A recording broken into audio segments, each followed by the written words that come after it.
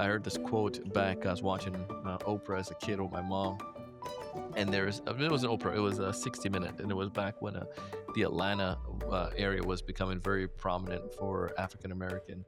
And one of the things I always remembered, I don't know who she is, but she said her mom always told her, "Don't sit around and beg for a piece of the pie. Go out and make your own dang pie."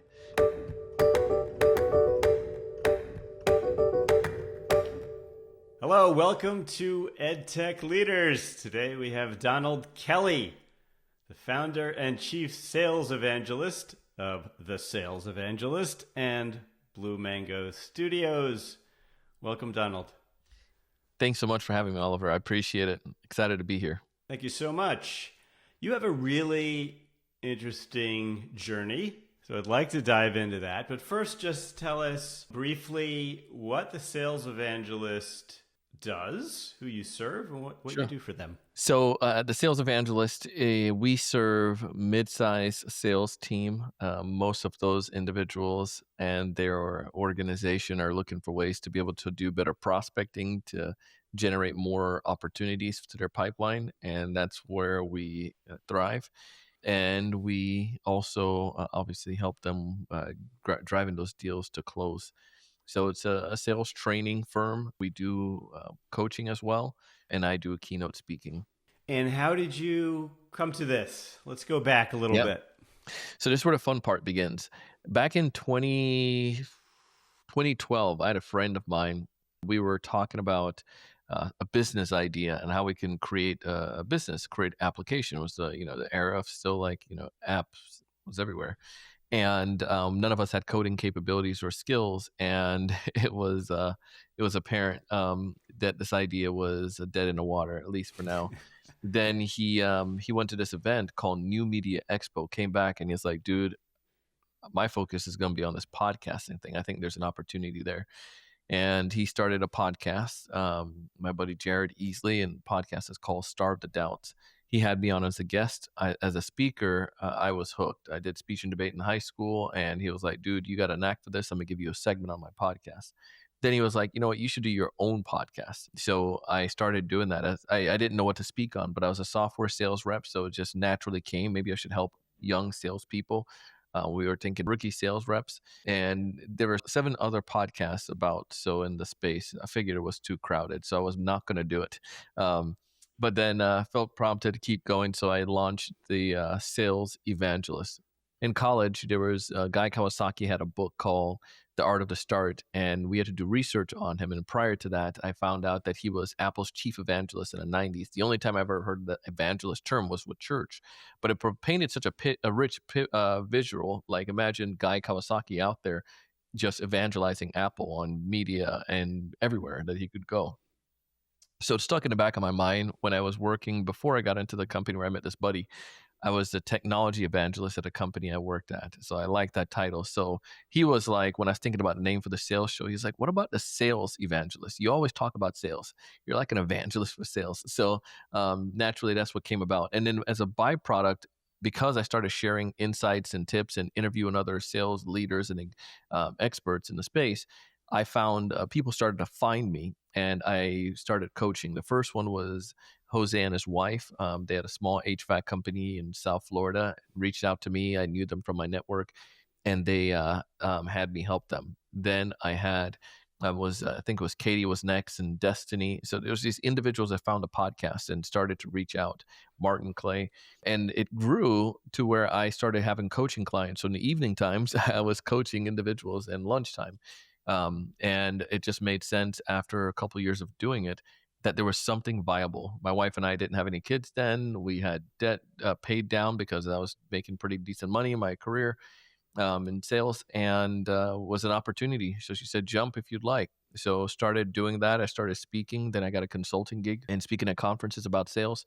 Then started consulting and coaching. But time for dollars became apparent, and I started to look for ways to multiply myself, and we created training programs. So we have like 3 training programs now: Sales Foundation, LinkedIn Prospecting, and BDR development program, and Sales Mastermind. And that allows for me to have facilitators that lead those programs. So since 2015, left a full-time day job, and it's been smooth sailing since. And it led to the production company, actually, because what we did, our main lead generation source for our sales training company, where I get most of my speaking gigs, consulting projects, and so forth, is through our podcast. People listen to the show, reach out, get into our funnel.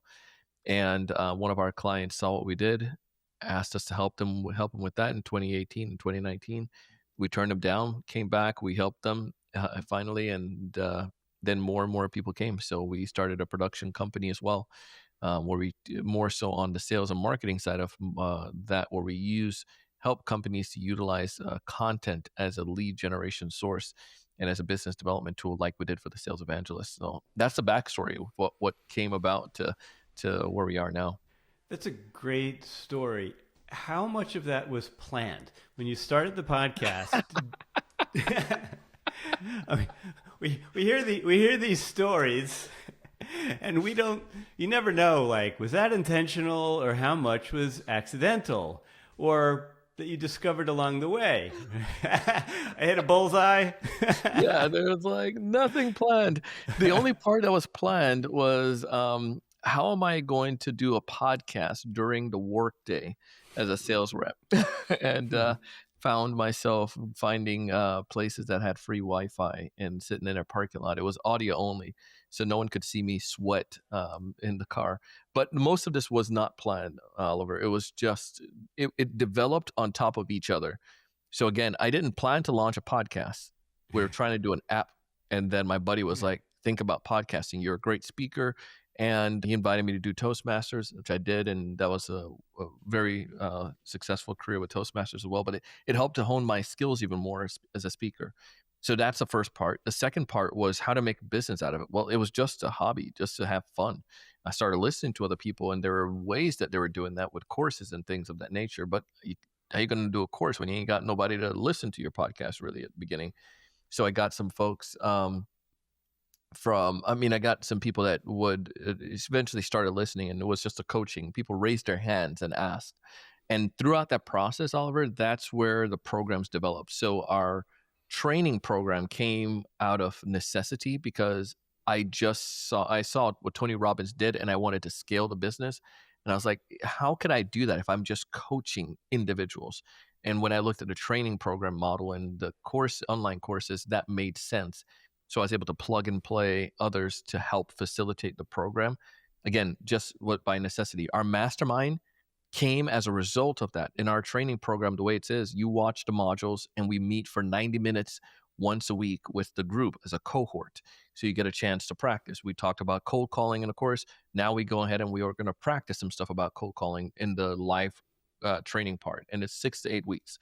But after the 8 weeks, people were scratching their head. They're like, what do we do now? We love meeting together. We have the course. We can go watch the videos again, but we like this interaction. That led to the creation of the mastermind. So all of this was just it wasn't by design. It just happened as a byproduct. And again, with the production company, I had no desire. I would tell people who were podcasting and there were coaches, like, don't get into that rut of getting pulled into another business that doesn't align with your business in the first place. Like, don't go coach, develop people's podcasts. It's a waste of time. Focus on doing your show. And it was just the fact that we got the opportunity. I was doing 5 episodes a week for my show. I wasn't daring as John Lee Dumas to do 7, so I did 5 days a week. And then we dropped down to 3. When this client came and said, can you produce our podcast? I turned him down swiftly. He came again. And then I think finally he threw money at us and was like, listen, just if it doesn't work, just try it for us. So we tested it out. I asked my production team. They were just producing my show, and they said, you know what? We were doing 5 episodes a week. If these guys are only doing 1, it's just like us adding another episode. So I said, all right, let's do it.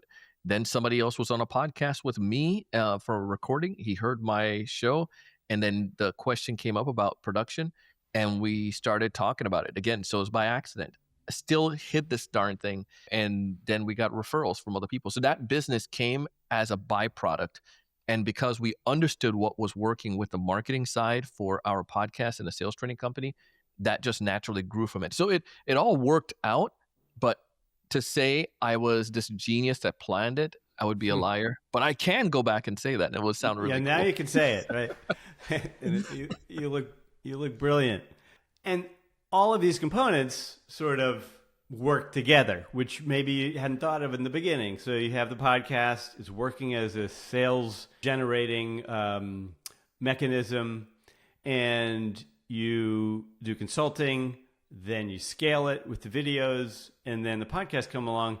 And when you're teaching the podcast, or you're helping people produce their podcast, how much are you physically just helping them with the production, and how much of that is helping them use the podcast for sales? It's both. So the way I come into it is we have a team, because there's no way I could do it by myself. So we have our production team. We have the client liaison who works with the clients. We have the the back end producers and so forth. I come in as that strategist, as a part of that process, in almost like an executive producer role, as we craft out what the podcast would look like and how it would work from a lead generation standpoint, or how it would work as a business development tool. That's where I come into the puzzle and give my consulting advice with the team, and with the client's team as well, as they're working on content and so forth. Some of the technical aspect, we have other folks like our audio and video engineer that helps to make sure that's run properly, our graphic designers, our content writers, and so forth. But my component in the mix is to help to make it like how we did with TSE, where it is attractive to their ICP, and where we position it in the right way, and where it work and as a mechanism or funnels, so it can actually generate we can pull people back to generate the leads that we need from it.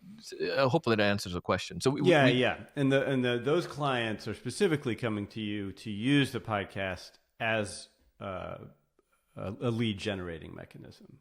Both. What we find is that either when you start a podcast, if you're we evolved from the individual users from the podcast. We would help like the solo coaches, and we like we were, and I maybe sound hypocritical in a sense, but we did that. But most people I find don't continue their podcasts after 6 months. I mean, our average client is probably about 2 years for their podcast. But these becomes more like companies that are using it as a marketing tool. But most individuals, what we found is that they don't use it that consistently because of many different reasons. They come to us and they say, we just want a podcast, or they heard about that we did a podcast, or they want to get the attention from a podcast. When they see the work that comes into it, it makes it difficult. But what we try to stop them at the front door and say, if you're not using this as a business generating tool, we're going to predict that your show will die in 3-4 months. But if you are using it, if you have a purpose behind this podcast and you're using it, and because it could be an expensive hobby, like my golf game, it's really expensive and doesn't provide a lot of fruits in the end. But if you're podcasting as just a hobbyist, we're not your best bet. We're too expensive for that. But if you're podcasting as a means of using it for authority building, as lead generation, or as an extension of the marketing arm with a specific strategy, that's where we come in. So yes, they come to us with the hopes of being podcast famous, but then we burst their bubbles and tell them we're not the people to help you to be podcast famous. We're the people to help you use it as a marketing arm of your business. If that makes sense. Right. Yeah. Let's have some detailed questions about the podcast and how it's used, because it can be used in marketing in different ways, right? So there's sort of authority building, there's just awareness, there's attracting listeners to reach out to the sales, to the podcast, and be part of the sales funnel. And then there's using the podcast to connect with the person on the podcast, right? So all these could you talk about some of those like methods, and are they integrated together? Just tell us about that a little bit. I'll tell you the story and then I'll come back and teach the principle, answer that question a little bit. So, what I learned when I first did my podcast, I had Jeffrey Gittermer as my first guest. Jeffrey was kind of like the king of sales back then in 2012, 2013. And it's great to have Jeffrey. Jeffrey got me a lot of clout when I shared that on Twitter, and I got people that came back and found me. Then I interviewed um, other sales experts, people that would never ever be customers to me, but the thing that they brought was authority, and it brought a lot of credibility, and I got association with those individuals. So when the average person was listening to the show, my elevation came. So it wasn't a lot of business opportunity yet, but what came as a byproduct of that was Jeffrey brought the sales reps to my show, and these other sales expert brought more sales reps to my show, because as I shared their content, they were like, well, I can hear free stuff from these sales experts. I like that. And then as they listened to the show, I invited those people to take advantage of our free cold calling download or whatever we had. So the big names were used as an attraction tool to bring listeners to me, but I didn't recognize that. Later on, I found another secret of interviewing my potential customers, not as solely, but with the experts, because the experts brought audience and they brought a certain level of knowledge and credibility and insights that were, remarkable. And I got free coaching myself interviewing these individuals. But then I would bring on individuals that could be potential customers. So as my sales team was reaching out and talking to Mary Lewis, I'm making the name up, who's a VP of sales at Acme Pro.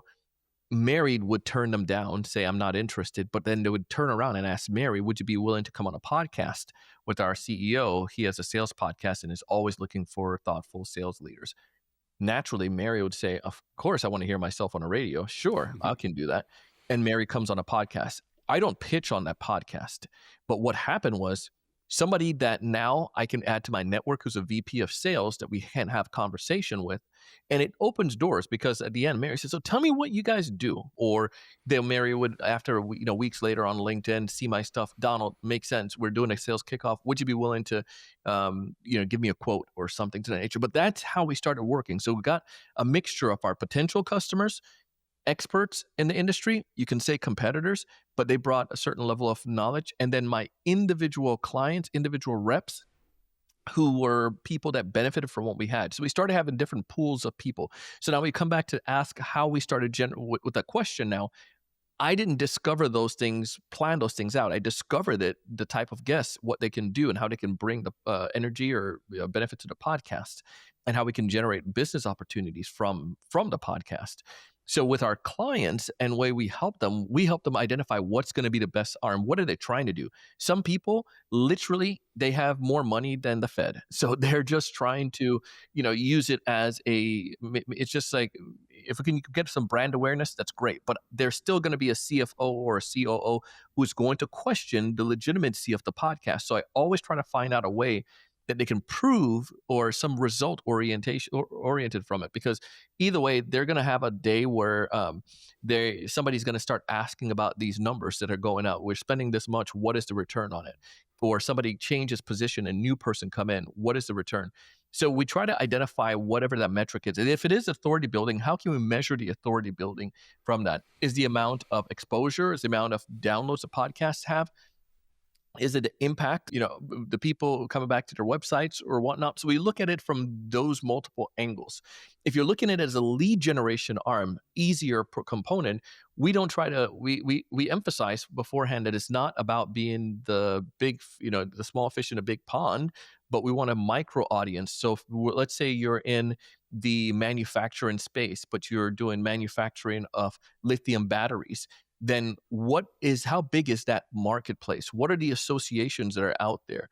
Can we identify how big that community is? And then can we position you as a thought leader and also as a lead generation arm in that avenue? So the way we do that is we talk to their sales reps or have them talk to their sales reps and identify what are the common questions, what are the common problems your ICPs are bringing up in your discovery calls.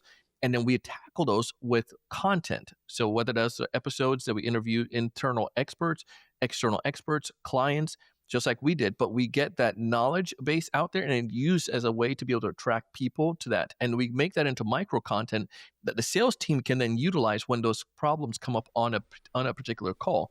Those help to advance the deals or move the deals forward because now you have and maybe their COO on a call or your chief engineer on a episode that was able to answer a particular question that was, in a very thoughtful way that the sales rep can't really doesn't sound as great to answer, but it's a small clip that they can share to now this particular client. So the point there is that we're using the podcast to not only to answer questions and be used as a SEO tool where people can discover us and get answers to some of their questions, and we know for our ICP that it's a common thing that they're facing or might have Mm. issue with because we're getting it over and over in our discos or initial calls with our prospects.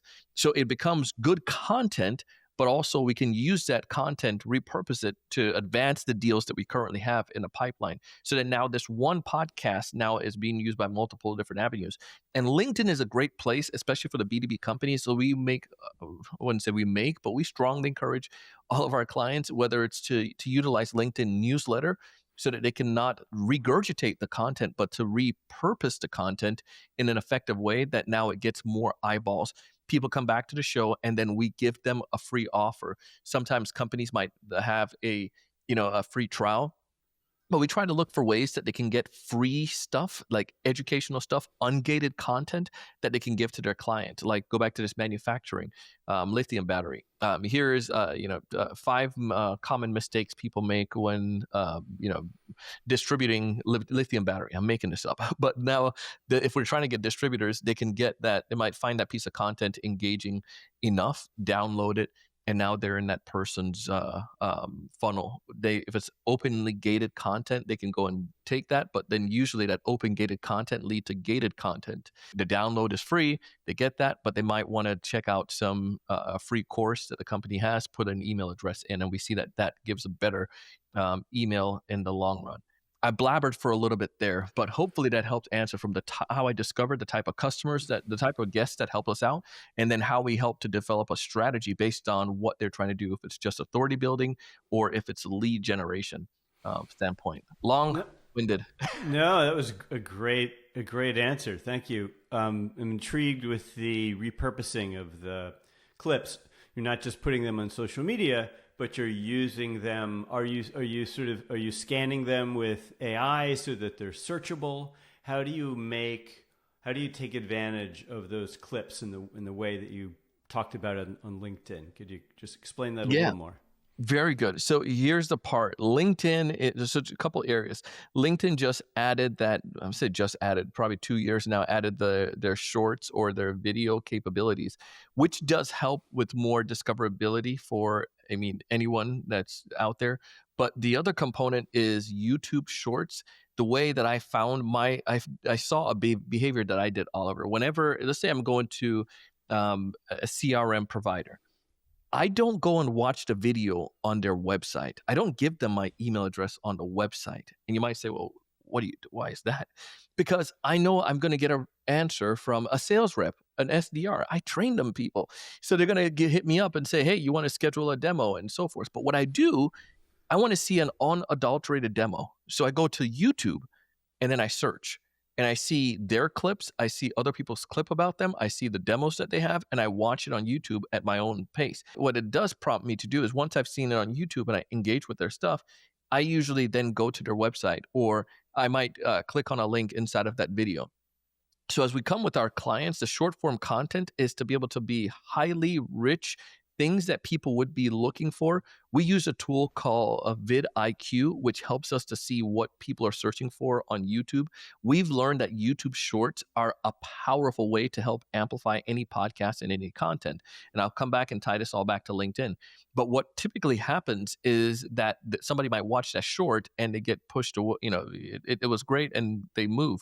We want to push that person to watch the short and then to actually click on the link to watch the full video. Inside the full video, we typically have links that go back to maybe the piece of asset or potentially to that page on their website or whatnot. And we see that as a great source of redirecting traffic. The YouTube short components work well for that. And then also on when you're doing it on LinkedIn, yes, you can put a SEO rich description or a description there, but you use a couple hashtags. Don't go overboard, but hashtags relative to the topic. And LinkedIn can categorize that and then also put it in front of the ICPs or the ideal person that you might be looking for. Like for instance, today I watched a video on the people getting spoofed on Hmm. those random weird job texts that we all get, work Mm. from home 1,000 to Yeah. 6 per hour. but Yeah. but the LinkedIn is categorizing those videos in orders, and because I'm a business owner and it's a recruitment video, therefore it's putting it in front of me, from whatnot. But that component helps. YouTube Shorts helps a lot, and with the discoverability, and then also just creating other content with AI. Now it makes it, I mean, YouTube is the second largest search engine, but with AI content, we encourage our clients to use either Substack as one of their newsletter sources, or they can use LinkedIn or do both. I do both, where I have a LinkedIn newsletter, and then more rich detail goes into Substack, so pushing them to sign up there. But either way, it just helps with discoverability.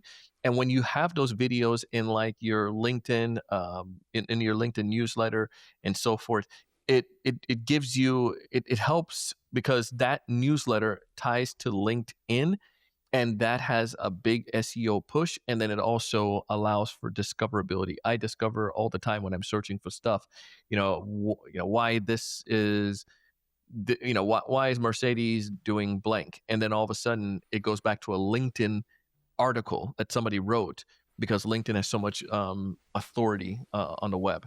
Does that make sense? Does that answer the Yeah, question? yeah. I guess the next question is, are you kind of reverse engineering when you do the podcast and then use it in this way around the pain points so that you want to end up with clips around pain points that you can then put A on all these thousand different. percent. A Okay. thousand. So let's give an example. So I did one on LinkedIn yesterday. So I'm creating it for the shorts. So Right. I'm creating the shorts. Essentially, what can make really good shorts? What are people going to look for or find noteworthy on LinkedIn? So, for instance, is Sales Navigator worth it? I can have that clip inside of it because I'm talking about how to use LinkedIn for business, for sales generation. So that's a popular one that people are searching for. But can I answer that in 20 seconds? Sales Navigator is an awesome tool. It's worth it because of blankety blank, blankety blank. But I'm making it in the episode, but I'm identifying the short first. It's kind of like if you put back in Jamaica as a kid, we used to make kites, our own kites. And when you make the kite, you have the skeleton that you make first, Hmm. and those are my shorts, and then I'm building the episode around it, the tail, and then the cover and the string and so forth, and that makes the episode. So identify what would make a great short, have that inside of the content, and then you build around that. Most people do the other way. I'm going to do an episode. After I get the episode, I'm going to go in and identify shorts. But short is a major way for your podcast to get discovered right now on YouTube. So why not make it for that? And that's the way. So it's not diluting the content by all means. Right. It's a topic that we know people are searching for when it comes to LinkedIn. Prospecting with LinkedIn, it was a great, we had a low competitor search on vidIQ, but it also had a great level of ranking and with the keywords, so therefore it was a good content. But now we saw some of the other micro contents, and we just used those to help create that. So it's a 2-part series that I'm doing. Recorded the first episode on the first 3 and then second 3, but now I have at least 6 shorts that's coming out of that, and then also potentially some other ones that we can get from that as well. Cool. So do you do an episode like, oh, this will be a great topic that will make great shorts, or do you go in and talk to somebody and say, these are all the topics, I'm going to ask those questions and hope that they answer in a concise way? Kind of what's the approach? So that one I did was a solo episode. Okay. But with the clients, with the guests that you're bringing on, yes, you can do both ways. I do a prep call with everyone, just like what you did with me. And the way we do the prep call, we find out what some of the things they're looking for, like maybe some of the topics that they are known for or passionate about, can speak about. But I also do research and say, let's talk. I'm interviewing John, and John is marketing guru when it comes to TikTok. And we're doing this for my production company, right? The Blue Mango. So we see that people are doing a lot of searches about how to use TikTok, why TikTok is working, TikTok ads. Find out from John that he loves TikTok and it's a great way to market, and he's passionate about TikTok ads now. Ding, da ding, da ding. So then now, because I prepped for before John got on, I knew I wanted John. Then I see what John, some of the things that's out there that's ranking. I bring it up with John, and we frame an episode around that. So then now it's a higher probability of that episode going to grab some attention. And there's two parts to this too. So that's when I'm bringing guests onto the podcast. And then also when we are actively sourcing guests. So with some of our clients, we help them to actively source guests. Our team will go and find the guests for them. So we identify topics, research that their ICPs are looking for. Then we can help identify guests that may fit that audience. We get approval from the client and we reach out to those individuals, get them to come on the show. And that's where we have it. But a lot of them, like myself, might reach out to you. We get those individuals. We see that they're a good fit for our audience and our community. The topic resonate well to our ICP that's listening to the show. And then we also see, well, what are some of the things keywords that are out there that we can utilize? And that helps us to frame the episode. And maybe some episodes you might find that you get a lot more shorts relative to your ICP, and some you get, if not as much. But the point is, if the episode is rich content, it also can help, because you also find that there's motivational stuff that might come from it. So somebody listening to the episode and feels like, oh man, this person really inspired me to take action on starting my business. Well, there's no keyword out there for that, but it was just the fact that this was a really inspiring clip that you can utilize. We just try to be as thoughtful as possible as we're creating the content from the get-go, so we can help us with the long tail result in the end. If that makes sense. Yeah, absolutely. Talk about inspiration. What let's key off on that. What inspires you? What gets you excited every day? I have a 6-year-old and a 3-month-old today. She's 3 months.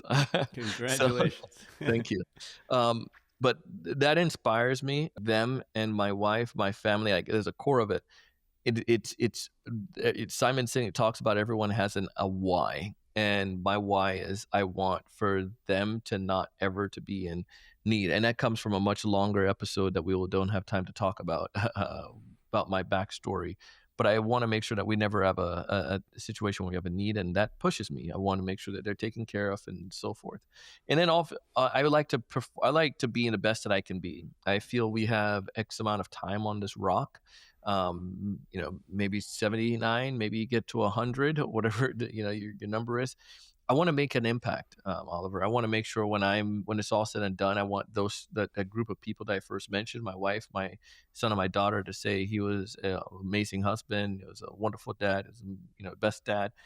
That if I can get that, then awesome. And then secondly, I want to make sure I can have impact. What kind of impact can I have to better the world I'm in? The career path that I chose is around sales and around content creation. Can I use that to make an impact, to make my sector of the footprint a better place? And I want to be the best that I can. I want to be the best podcast production company in the world, and because I want to be the best at it, and I want to be be known as one of the best sales minds in the world, because that's my avenue. So if I have the time here on this rock, can I utilize it and to be able to master that skill and to help make an impact with others around me? Tell me about someone you worked with and the impact you've had. So one of them that they had an impact, or if I had an impact on them. On them. Mm-hmm. But so, it can go both ways sure. Because sometimes that happens, right? We make a big impact on someone else, and then in turn we discover that they've impacted us. But yeah. So let's start with this guy's name. Big shout out to Jimmy Burgess. Jimmy and we were connected early on in the podcasting world. He had a book, and we met him at one of those second year, I think, of that New Media Expo that I went to the second year. My buddy invited me now. And he was with one of our other mutual friends, Randy Wilburn, and met Jimmy back then. And we collaborated a couple of times on stuff. It was awesome. It was fun stuff. Jimmy's just one of those people, high energy. So years later, Jimmy saw what we were doing and said, "Hey, can you produce our podcast?" And we said, "Absolutely." So we produced Jimmy's show. Now, the reason why impact what Jimmy, because Jimmy is a natural, just he is going to. He's kind of like finding, I don't know, like water can't be dammed. Some way it's gonna get through or seep through. Jimmy's kind of like that. He's gonna find a way to make something happen. So Jimmy, he and I, we worked with him, and his podcast was he launched it with the organization he was with, the Real Estate Sales Podcast. And then Jimmy was we worked with them to help him to fine tune the name and to fine tune the brand and to help him to fine tune that audience. And Jimmy went to town with that. So again, Jimmy has his own capability. I can't say we take credit for this, but then Jimmy started to write because he was a writer originally for a magazine, found an industry trade magazine, Edmonds, we started writing for. Though we were producing a podcast and helping get some steam, that Edmund's writing was able to take it to another level because he definitely saw, he got the principle that we shared. Like the content doesn't have to die on one episode. How can we use it? So he took that episode content and he also repurposed the content for Edmunds as he was writing for that real estate trade magazine. And then from there, he started to really focusing on YouTube even more so with the ideas that we're sharing. And he took YouTube to another level with his engagement and with the content that he was sharing to that ICP and even monetized his YouTube channel. That wasn't his goal. Monetization just came as a byproduct. He wanted to get the realtors that would listen to him because he had a brokerage. And a lot of those people signed up and came to, want to work with him because the content was just so rich. So I was able to inspire him. And then in turn, Jimmy inspired me in so many different ways of how I can think beyond the mark. Like, what more can I do to take that piece of content or to make life better? Jimmy came through a lot of difficulties that he's experienced over the years, but he always find ways to break through and always has found ways to break through it. And that just in that again, that's motivational and that's powerful. That you don't have to uh, one, you don't have to take what life gives you and just accept it as that. You can make your own way. I've learned. I heard this quote back. I was watching Oprah as a kid with my mom, and it wasn't Oprah, it was a 60 Minute, and it was back when the Atlanta area was becoming very prominent for African American. And one of the things the lady, I always remember that, I don't know who she is, but she said her mom always told her, "Don't sit around and beg for a piece of the pie. Go out and make your own dang pie." And that inspired me again, similar to the way Jimmy is. Like, don't wait for something to come for you. You go out and make it happen. And I think that's a powerful way that we can look at it with content. Your content is not just going to make itself. You have to make it. You're not going to be Gary Vaynerchuk just overnight. You have to make that. And you could be Gary Vaynerchuk for the OEM manufacturing for lithium batteries, for goodness sakes. But you have to make it happen. So, anyways, hopefully that answers the story question there. Yeah, absolutely. That's beautiful. You have learned clearly, like so much in your journey, passed it on to your clients. Are there challenges in your sales? Sales always. I mean, I do sales training for goodness sakes, but even today I was doing prospecting. I think if somebody tells you that it's flawless and they don't have issues, then that's ridiculous. Everyone has problems or face challenges. I can tell you one that we are fixing right now, and everyone in the world, is because over the past 2 years, Google has ratcheted up its stringent ways of emails. So it becomes very easy for your domain to be burned. We've used multiple different ways to fix that, where we do send out subdomains and multiple domains for that. So we're not burning our main domains. As we send messages out and people, automated stuff puts you in spam. So it's a challenge, and we've investigated and we've learned better tools, and we recommend that to clients, and we see some improvements, and it's great. But the other side to that too is the challenge and the opportunities that we saw, that it was even better to focus on LinkedIn, even more so. And over the past several years, we've been pushing LinkedIn for business development. So though email is evolving, cold call, we still recommend it, is still evolving. I made cold calls today. I can tell you my stat. It was 22. and six conversations, 22 outreach. Not too bad. But there wasn't any appointments that generated yet from those conversations. One of them is pending. But you're as a as a sales coach, I can't tell you to do something that I'm not doing. And as you go back to the sense identifying problems, I'm able to identify problems that my clients are coming across and problems that I'm coming across, and figure out a solution that I can then to go back and teach that. So email is the challenge. We've learned to adopt and to adjust with different technologies, and we're still obviously still using LinkedIn as a main way to help us to build engagement, so our emails can actually get responded to. Does that answer the question? Yeah, that's Yeah. great. So thank you so much. Yeah. For those who want to connect with you, learn more about you, where do they go? So the easiest things you can do, you can go to LinkedIn, and don't necessarily follow. Just click on the connect and connect with me on LinkedIn. If you're interested, and you can say, "Hey, Donald, I want to learn about training company or learn about just follow you." You can do that there as well. But if you are curious and want to learn a little bit more about improving sales, you can go to thesalesevangelist.com, and we have some free stuff there you can take advantage of, or bluemangostudios.com if you're curious about how we use content as a business generation tools. So, yeah. Excellent. And we'll get you the social media clips so you can use this and blast it around the world. And for those listening to this, please subscribe. And Awesome. Thank you so much. Well, thank you for having me. And I know some of you are listening out there, and Oliver just gave you that plug. And sometimes you may think like, it's kind of like me when my mom tells me like, don't do this. And then I say, yeah, yeah, yeah. But then my friend's parent says, don't do that. I'm like, oh my goodness, that's a good point. And I tell my mom about it. She's like, I told you that. So sometimes hearing it from an outsider makes sense. As a podcaster and somebody who loves podcasting, you're listening to this podcast for absolutely free. I encourage you, one of the biggest currency you can give to Oliver is just to share this and tag him. Like, take any of his episodes and just share it and tag him. I'm sure he'll feel that dopamine and feel that gratefulness that you actually share it. So please share this. It goes a long way. So from a Thank, podcaster to another podcaster's audience, do that for him, please. thank you so much. And all future podcasts will be with you.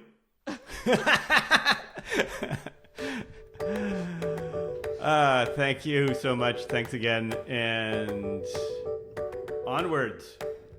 Onwards. All the best. Okay.